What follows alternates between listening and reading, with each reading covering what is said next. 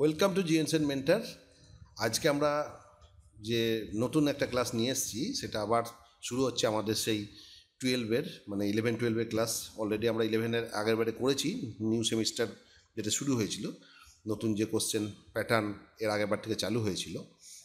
এবার আমরা কিন্তু আবার 12-এর যে থার্ড সেমিস্টার সেটা আমরা আবার চলে এসেছি এবং থার্ড সেমিস্টারের যে ক্লাস কিন্তু অলরেডি শুরু হয়ে গেছে।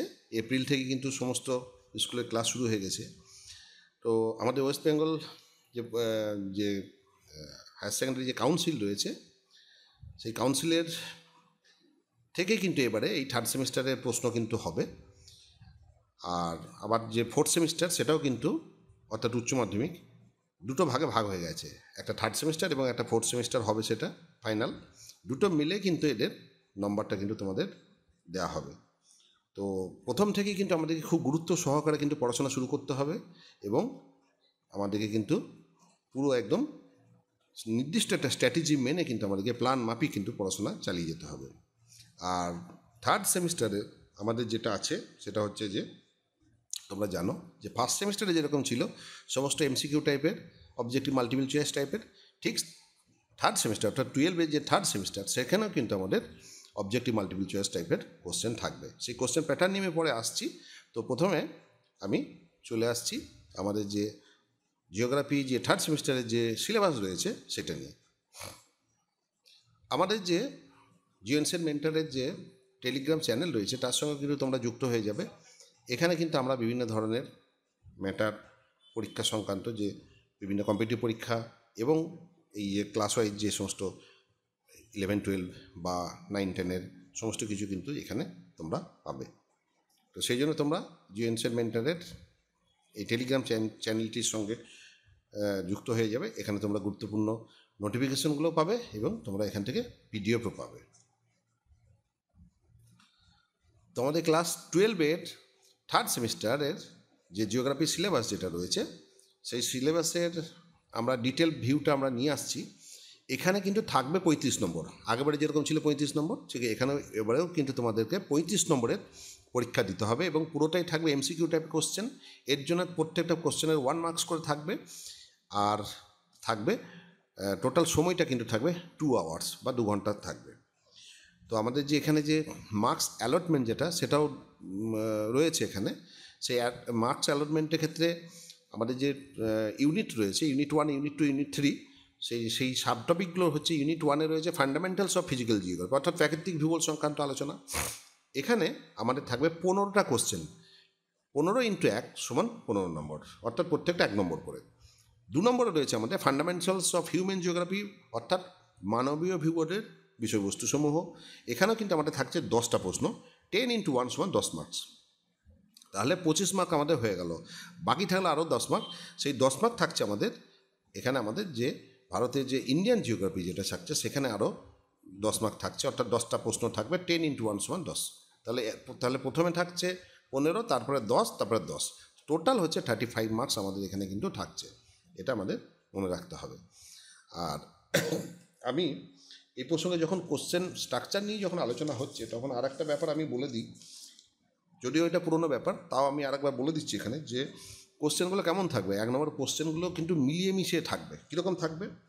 যে সঠিকটি নির্বাচন সেটা থাকবে, শূন্যস্থান পূরণ সেটা থাকবে, সত্য অথবা মিথ্যা অর্থাৎ ট্রু ফলস টাইপ কোশ্চেন থাকবে, বিবৃতি এবং কারণ ব্যাখ্যা টাইপ কোশ্চেন থাকবে, অনুচ্ছেদ একটা পড়ে নিয়ে সেখান থেকে উত্তর সেরকম টাইপের, অর্থাৎ আনচিহ্নিত একটা টপিক থাকবে, সেখান থেকে পড়ে নিয়ে বুঝে সেখান থেকে 2-1টা প্রশ্ন থাকতে পারে। তারপর থাকবে এ এবং বি প্রান্তের স্তম্ভ ম্যাচিং, বা মিলন রচনা করো, এই ধরনের প্রশ্ন। তারপর থাকবে ভেন ডায়াগ্রাম বা চার্ট বিষয়ক কিছু একটা চার্ট বা ডায়াগ্রাম দিয়ে দেবে বা ভেন ডায়াগ্রাম দিয়ে দেবে, সেখান থেকে কিছু প্রশ্ন কিন্তু এখানে খুব লজিক্যাল প্রশ্ন এখানেও থাকবে। তারপর থাকবে মানচিত্র বা চিত্র বিষয়ক কিছু প্রশ্ন, কোনো একটা ম্যাপ ট্যাপ দেবে, সেখানে কিছু লোকেশন দিয়ে দিলে বললো যে এগুলো কোন কোন স্থান বা কী কী উৎপাদন হয়, এই ধরনের ব্যাপার দিতে পারে। নেক্সট হচ্ছে কেস স্টাডি বিষয়ক প্রশ্ন উত্তর, কোনো একটা কেস স্টাডি সম্পর্কে একটা দিল কোনো একটা, তার সেখান থেকে তুমি পড়ে কী অবজারভেশন পেলে বা কী করলে, এই ধরনের কেস স্টাডি বিষয়ক প্রশ্ন থাকবে। এবং বাক্যের পুনঃবিন্যাস বা সাজিয়ে লেখো, কোনো এলোমেলো করে কিছু দিয়ে দিল, কোনো ওয়ার্ড বা কোনো বাক্য, সেগুলোকে পরপর সিকোয়েন্সিয়ালি একটা সাজিয়ে মানে অ্যারেঞ্জমেন্ট করে তোমাকে লিখতে হতে পারে, বা বাক্যের পুনঃবিন্যাস করতে দিতে পারে, এরকম ব্যাপার থাকবে। এবং অডম্যান আউট টাইপেরও থাকতে পারে, যে কয়েকটা দিল, কোনটা অসঙ্গতিপূর্ণ সেটাকে চিহ্নিত করো বা এই ধরনের। যাই হোক, মোটামুটি আমাদের প্যাটার্নটা কিন্তু এরকমই থাকবে। এই 7-8 রকমের মোটামুটি একটা ফলো করলে কিন্তু আমরা কিন্তু সহজেই কিন্তু আমরা সেটা আমরা করতে পারবো। নেক্সট চলে আসছি আমাদের যে সিলেবাস যেটা রয়েছে, সেখানে চলে আসছি আমরা। এই সিলেবাসের মধ্যে আমাদের প্রথম যেটা রয়েছে ইউনিট 1। ইউনিট 1 এটা হচ্ছে মানে ফান্ডামেন্টালস অফ ফিজিক্যাল জিওগ্রাফি, অর্থাৎ প্রাকৃতিক ভূগোল যে অংশ রয়েছে, সেই ফিজিক্যাল জিওগ্রাফির মধ্যে আমাদের কয়েকটা ভাগ রয়েছে। এখানে আমাদের ইউনিট 1, ইউনিট 2, ইউনিট 3, ইউনিট 4 এবং ইউনিট 5 পর্যন্ত রয়েছে। তো এই অংশটা বেশি, কেন 15 নম্বর এখানে থাকবে, তার জন্য ইউনিট 1-এ আমাদের থাকছে continental drift theory according to Wegener. তাহলে ওয়েগনারের যে কন্টিনেন্টাল ড্রিফট থিওরি সেটা থাকছে, এবং তার একটা ডিটেলস ভিউ পয়েন্ট আমরা এখানে পাবো। মহাদেশীয় যে মহাসঞ্চালন তত্ত্ব ওয়েগনারের, তার সপক্ষে প্রমাণ, এই তত্ত্বের সমালোচনাগুলো আমরা পাবো, এই তত্ত্বের গুরুত্ব, the importance of this theory, খুব ভেরি ইম্পর্টেন্ট, এটা ওয়েগনারে এটা থাকবে। নেক্সট হচ্ছে আমাদের রয়েছে জিওমরফিক প্রসেসেস। জিওমরফিক প্রসেসেসের ক্ষেত্রে এটা আমাদের যেটা থাকছে যে এক্সোজেনেটিক প্রসেসেস আমাদের যেটা থাকছে, অর্থাৎ বহির্জাত প্রক্রিয়া, তার মধ্যে থাকছে আমাদের মাস ওয়েস্টিং বা মাস মুভমেন্ট, ঠিক আছে, অর্থাৎ পুঞ্জিত ক্ষয়। তারপরে থাকছে গ্লেসিয়াল ল্যান্ডফর্মস থাকছে, আর works of ground water and karst landform. তো এর মধ্যে আরও খুব সূক্ষ্ম আরও বিষয় রয়েছে, যেগুলো যেমন আমাদের বহির্জাত প্রক্রিয়ার মধ্যে যেগুলো রয়েছে, সেই পুঞ্জিত ক্ষয় তার একটা ক্লাসিফিকেশন থাকবে এখানে, ঠিক আছে, মাস ওয়েস্টিংয়ের। এবং হিমবাহর ভূমিরূপ, সেখানে কিন্তু আমরা হিমবাহ 10-এও পড়েছি, ক্লাস 10-এও। তো এখানে ক্ষয়জাত এবং সঞ্চয়িত ভূমিরূপগুলো থাকছে। আর থাকছে এখানে ভৌমজলের কার্য, ওয়ার্কস অফ গ্রাউন্ড ওয়াটার, এবং এখানে যে কাস্ট ল্যান্ডফর্ম যেগুলো হচ্ছে, কাস্ট যে প্রক্রিয়ার ফলে যে আন্ডারগ্রাউন্ডে যে কাস্ট কেবের মধ্যে যে সমস্ত ল্যান্ডফর্মগুলো সৃষ্টি হয়, তার কিন্তু একটা ডেসক্রিপশন থাকবে এখানে চিত্রসহ। নেক্সট হচ্ছে আমাদের আছে ক্লাইমেট অর্থাৎ জলবায়ু বিষয়ক আমাদের চ্যাপ্টার। সেই জলবায়ুর মধ্যে থাকছে ওয়াটার ইন দ্য অ্যাটমসফিয়ার। অর্থাৎ বায়ুমণ্ডলের জল কী কী ভাবে রয়েছে, বায়ুমণ্ডলের জলে তাদের যে অবস্থান, তার ভূমিকা, কনডেনসেশন, ফরমেশন অ্যান্ড টাইপস। হ্যাঁ, কনডেনসেশন অর্থাৎ ঘনীভবন, তার সেটা কীভাবে হচ্ছে ঘনীভবন, এবং তার বিভিন্ন যে প্রকারগুলো ঘনীভবনের, ঠিক আছে। নেক্সট থাকছে প্রেসিপিটেশন বা অধক্ষেপণের জন্য, এবং যে বিভিন্ন যে প্রেসিপিটেশন বা বৃষ্টিপাত হওয়ার জন্য যে বিভিন্ন যে থিওরিগুলো থাকে, সেগুলো আমাদের একটু দেখতে হবে, যেমন ice crystal theory, collision theory, এই সমস্ত ব্যাপারগুলো কিন্তু থাকছে এখানে, ঠিক আছে। নেক্সট আছে আমাদের হাইড্রোস্ফিয়ার বা বায়ুমণ্ডল। এই হাইড্রোস্ফিয়ার বা বায়ুমণ্ডল সংক্রান্ত যে চ্যাপ্টার, সেখানে থাকছে topography and characteristics of ocean floor, ঠিক আছে, অর্থাৎ মহাসাগরের যে তলদেশের যে বিভিন্ন ভূমিরূপ যেগুলো, সেগুলোকে আমাদের করতে হবে। হ্যাঁ, ইন জেনারেল টোপোগ্রাফি ফিচার থাকবে, এবং ওশেন ওয়াইজ কিছু থাকতে পারে এখানে, বিভিন্ন ওশেনের যে তাদের যে টোপোগ্রাফি যেগুলো রয়েছে, সেগুলো কিন্তু থাকবে ডিফারেন্ট ওশেনের, ঠিক আছে। এখানে রয়েছে temperature and salinity and density of ocean water. Temperature অর্থাৎ সমুদ্রের যে উষ্ণতা, সমুদ্রের লবণতা, অর্থাৎ সমুদ্র জলের যে ডেন্সিটি বা ঘনত্ব, সেটাও কিন্তু আমাদের এখানে থাকছে, ঠিক আছে। এবং তাদের যে ডিস্ট্রিবিউশন, সেই ব্যাপারগুলো কিন্তু থাকবে, এবং ক্যারেক্টারিস্টিক্স, ঠিক আছে, তাদের বৈশিষ্ট্য। তারপরে হচ্ছে মেরাইন রিসোর্সেস, অর্থাৎ সমুদ্রের যে সম্পদ, ঠিক আছে, এই সমুদ্রের সম্পদটা খুবই গুরুত্বপূর্ণ, এবং ইম্পর্টেন্স অফ মেরাইন রিসোর্স, এটা ব্যাপারটা দেখতে হবে। এখানের মধ্যে মিনারেল, ফুড এবং পাওয়ার রিসোর্স রয়েছে। আর রয়েছে ওশেন ডিপোজিট, অর্থাৎ সমুদ্রের যে অধক্ষেপণ ডিপোজিট, তো ওশেনিক ডিপোজিট এটা খুব গুরুত্বপূর্ণ, এবং তাদের যে ক্লাসিফিকেশন, সেটা কিন্তু আমাদেরকে করতে হবে। নেক্সট রয়েছে বায়োস্ফিয়ার, অর্থাৎ জীবমণ্ডল। তাহলে বায়োস্ফিয়ার জিনিসটা কী, সেটা জানতে হবে, তার অর্থ এবং তার ভূমিকা, ঠিক আছে। এবং হচ্ছে তারপরে রয়েছে, তাহলে এটা নেচারটা হয়ে গেল, তার প্রকৃতি বায়োস্ফিয়ারে। তারপরে হচ্ছে concept and types of ecosystem হচ্ছে বাস্তুতন্ত্র, ঠিক আছে। তো বাস্তুতন্ত্রের প্রকৃতি জানতে হবে আমাদেরকে, তার ক্লাসিফিকেশন জানতে হবে, হ্যাঁ, মানে টাইপস জানতে হবে, সেগুলো আমরা দেখব। এবং হচ্ছে বাস্তুতন্ত্রের concept of topic level and food chain, ঠিক আছে। টপিক লেভেল ফুড চেন অর্থাৎ পুষ্টি স্তর এবং খাদ্য স্তর, ঠিক আছে, এই ব্যাপারগুলো। এবং জানার সঙ্গে সঙ্গে আমাদের খাদ্য শৃঙ্খলের ব্যাপারটা জানতে হবে, হ্যাঁ, যে টপিক ফুড চেনের ব্যাপারটা জানতে হবে। এবং হচ্ছে ফুড ওয়েব মানে হচ্ছে খাদ্যর জাল, অর্থাৎ খাদ্য শৃঙ্খল এবং খাদ্য জাল, এই সম্পর্কে আমরা কিন্তু জানবো, ঠিক আছে। তো একটা কম্প্যাক্ট এখানে আলোচনা আমাদের থাকবে। নেক্সট হচ্ছে আমাদের থাকছে যেটা যে ফান্ডামেন্টালস হবে আমরা এবার হিউম্যান জিওগ্রাফিতে চলে আসছে, অর্থাৎ মানবীয় ভূগোলের যে অংশ সেখানে আমরা চলে আসছি। এবার তার আবার কয়েকটা পার্ট রয়েছে এখানে। মানবীয় ভূগোলের রয়েছে দুখানা পার্ট, ইউনিট 1 এবং ইউনিট 2, খুবই ইম্পর্টেন্ট।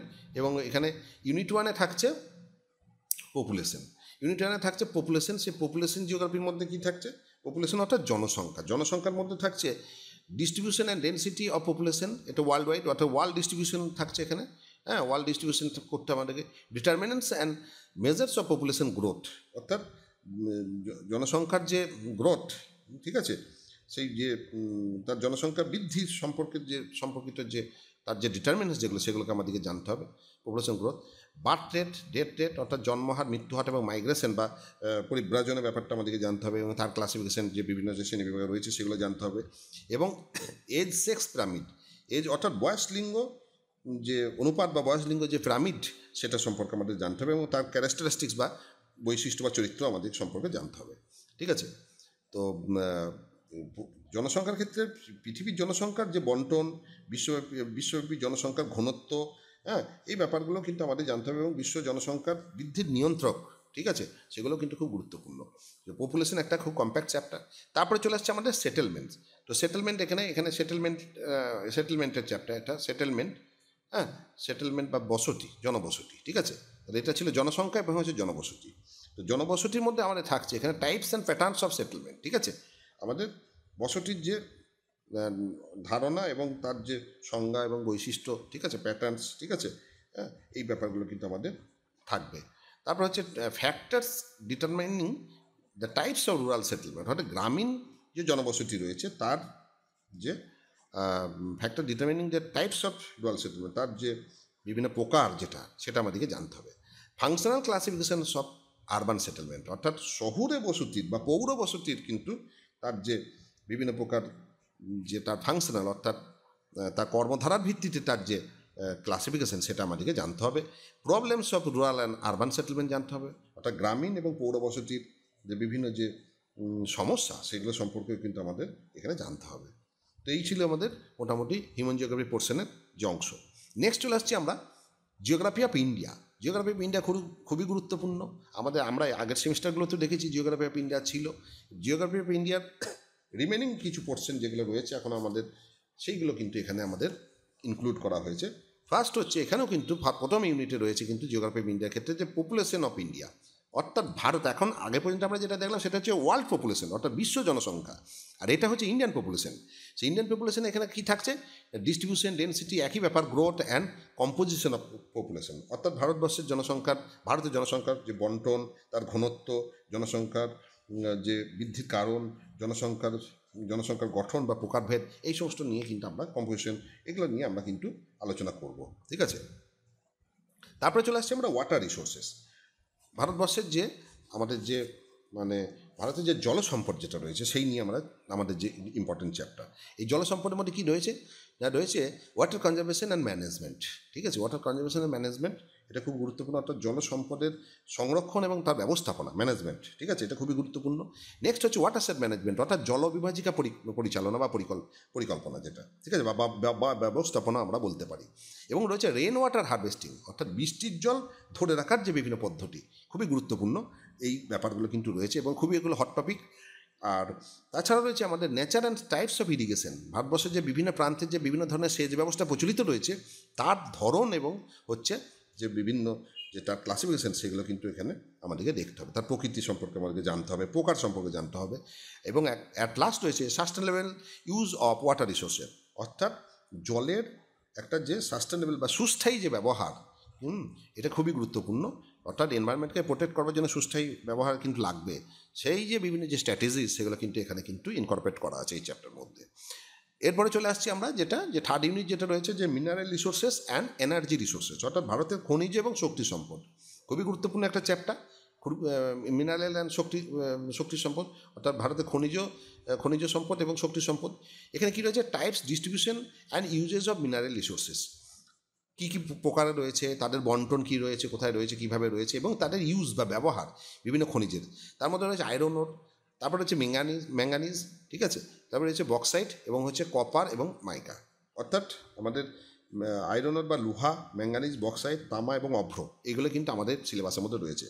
তারপরে রয়েছে কনভেনশনাল এনার্জি সোর্সেস, অর্থাৎ যেগুলো প্রচলিত শক্তির যেগুলো উৎস, তার মধ্যে রয়েছে কোল, পেট্রোলিয়াম অর্থাৎ কয়লা, খনিজ তেল, ন্যাচারাল গ্যাস এবং নিউক্লিয়ার পাওয়ার বা নিউক্লিয়ার এনার্জি, যেটা হচ্ছে পারমাণবিক শক্তি, সেইগুলো হচ্ছে কনভেনশনাল সোর্সেস। আর রয়েছে non conventional sources of energy, অর্থাৎ শক্তির যেটা হচ্ছে অপ্রচলিত শক্তি যেগুলো রয়েছে বা অচিরাচরিত, সেগুলোর মধ্যে রয়েছে কি সোলার এনার্জি, সৌরশক্তি, বায়ু শক্তি, উইন্ড শক্তি, টাইডাল এনার্জি বা জোয়ার ভাটা শক্তি, জিওথার্মাল এনার্জি, ভূতাপ শক্তি, বায়োগ্যাস এনার্জি এবং ওটেক। ওটেকের যে ব্যাপারটা, যেটা ওটেক বা ওশেন থার্মাল ইলেকট্রিসিটি কনজারভেশন, যেটা সে ব্যাপারগুলো কিন্তু আমাদেরকে দেখতে হবে। তারপরে আমাদের যে চ্যাপ্টার রয়েছে সেটা হচ্ছে ফোর্থ চ্যাপ্টার, সেটা হচ্ছে অ্যাগ্রিকালচার বা হচ্ছে ভারতীয় কৃষি। এগ্রিকালচার হচ্ছে ভারতীয় কৃষি। ভারতীয় কৃষির মধ্যে রয়েছে কি, the importance of agriculture in Indian economy, অর্থাৎ ভারতীয় অর্থনীতিতে যে কৃষির যে গুরুত্ব, সেটা concept of crop calendar. Crop calendar অর্থাৎ ভারতবর্ষকে একটা ক্রপ, বিভিন্ন ক্যালেন্ডারে যে বিভিন্ন মাস থাকে, সেরকম হচ্ছে ক্রপ, কোন মাসে কোন ক্রপটা হচ্ছে তার একটা ক্যালেন্ডার, একটা প্যাটার্নকে ফলো করা হয় ভারতবর্ষে, সেটা, এবং বিভিন্ন প্রদেশে সেটা নিশ্চয়ই ডিফারেন্ট হবে, সেই নিয়ে একটা আলোচনা। নেক্সট হচ্ছে ক্রপ রোটেশন, অর্থাৎ আমরা যে শস্যাবর্তন করব, একই জমিতে বারবার ফসল না লাগিয়ে বিভিন্ন ফসল যে ব্যাপারটা লাগাতে হয় সেটা। এবার হচ্ছে ক্রপ কম্বিনেশন, ঠিক আছে, শস্য সমন্বয়, সেটা থাকবে, বিভিন্ন থিওরি রয়েছে। ক্রপ ইন্টেন্সিটি হচ্ছে শস্য প্রগাঢ়তা। নেক্সট হচ্ছে green, white and blue revolution, অর্থাৎ সবুজ বিপ্লব, শ্বেত বিপ্লব এবং হচ্ছে ব্লু বা নীল বিপ্লব, ঠিক আছে, সেগুলো আমরা কি এবং তাদের যে অ্যাডভান্টেজ বা তাদের যে ফ্যাক্টর, সেগুলো আমরা পড়ব। নেক্সট হচ্ছে production and distribution of important cash crops, ঠিক আছে, প্রোডাকশন অর্থাৎ উৎপাদন এবং তাদের যে বন্টন, বিভিন্ন যে ক্যাশ ক্রপসে ভারতবর্ষের যে বিভিন্ন যে আমাদের যে ক্যাশ ক্রপগুলো রয়েছে, যেগুলো অর্থাৎ যারা ক্যাশ নিয়ে আসে আর কি, ঠিক আছে, বিদেশি মুদ্রা যেখান থেকে বেশি অর্জন করা হয়, সেগুলোকে ক্যাশ ক্রপ বলা হয়। সেগুলোর মধ্যে রয়েছে কি জুট, তারপরে রয়েছে কটন, আর রয়েছে সুগার কেন এবং টি। এগুলো মেনলি ট্রেডিংয়ের ক্ষেত্রে এইগুলো ব্যবহার বেশি করা হয়, সেই জন্য এগুলোকে ক্যাশ ক্রপ বলা হচ্ছে। তো তাদের আমরা একটা ডিটেলস একটা আলোচনা এখানে করব।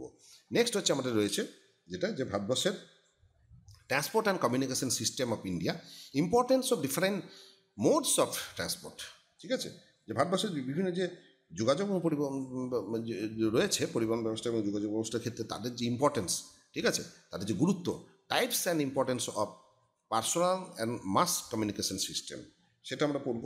একটা এবং ব্যক্তিগত এবং যোগাযোগ ব্যবস্থার যে বিভিন্ন ধরন এবং তার যে গুরুত্ব, সেগুলো আমরা কিন্তু এখানে পড়ব।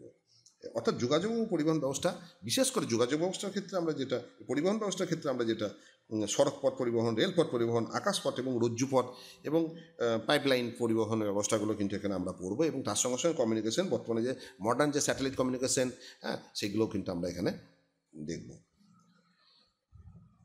নেক্সট যেটা একদম লাস্টে রয়েছে আমাদের ইউনিট 6-এ, অর্থাৎ ইন্ডিয়ার ক্ষেত্রে কিন্তু আমরা দেখছি অনেকগুলো চ্যাপ্টার রয়েছে এখানে। একদম 6 নম্বরে যেটা রয়েছে ট্রেড অ্যান্ড ইকোনমি, ঠিক আছে, অর্থাৎ trade and economy of India, অর্থাৎ ভারতবর্ষের বাণিজ্য এবং অর্থনীতি যে ব্যাপারটা, সেটা হচ্ছে এখানে জাস্ট আমরা concept of trade and economy, classification, basis and importance and role of WTO, এগুলো আমরা পড়বো। একটু বলে দিই ব্যাপারটা, সেটা হচ্ছে যে বাণিজ্যের যে বিভিন্ন ধারণা, সেটা আমরা পড়বো, ঠিক আছে, অর্থাৎ বৈদেশিক অভ্যন্তরীণ বাণিজ্য, সেই ব্যাপারগুলো পড়বো। ভারতের বাণিজ্যের ভিত্তি এবং বাণিজ্যের গুরুত্ব, ভারতের অর্থনীতির বাণিজ্যের যে গুরুত্ব, সেটা আমরা পড়বো। বাণিজ্যের সাথে যে অর্থনীতির যে একটা সম্পর্ক রয়েছে, সেটা আমরা পড়বো। এবং WTO অর্থাৎ world trade organization, the role and functioning of world trade organization, সেটা কিন্তু খুবই গুরুত্বপূর্ণ, সেটা আমরা পড়ব।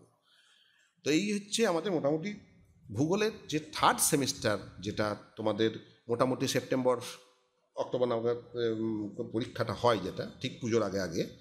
তো তার একটা মোটামুটি সিলেবাস বা ব্লু প্রিন্ট তোমরা আজকে পেলে। এবার তোমাদেরকে কিন্তু পড়াশোনা শুরু করে দিতে হবে। কোশ্চেন স্ট্রাকচার সম্পর্কে তোমরা পেলে এবং সিলেবাসের একটা ধারণা তোমরা এখানে রূপরেখা পেলে।